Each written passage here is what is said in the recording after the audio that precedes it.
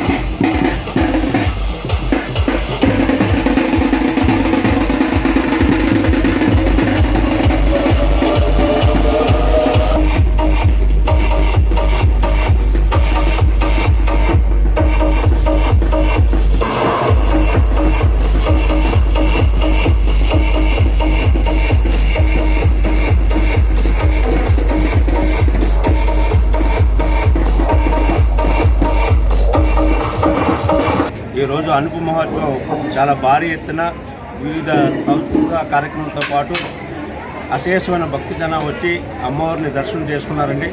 ఇది మా తాత ముత్తాతల నుంచి కూడా ఈ ఉత్సవాలు చేయడం ఒక ఆనవాయితీ.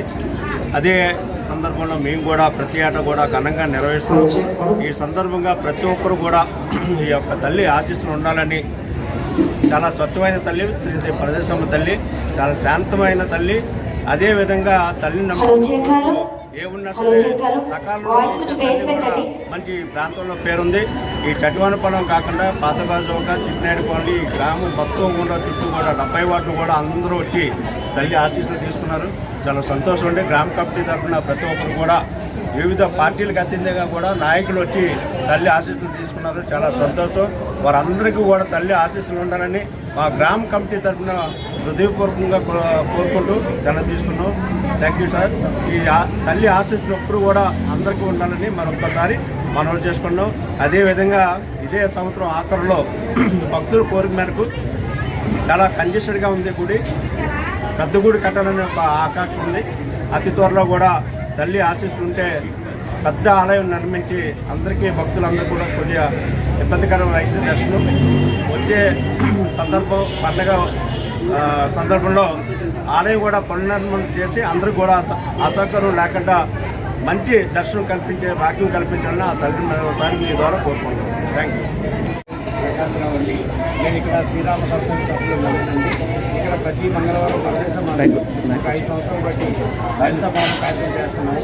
అలాగే ఈ సంవత్సరం నుండి అమ్మవారికి సారి కార్యక్రమం ప్రారంభించామండి.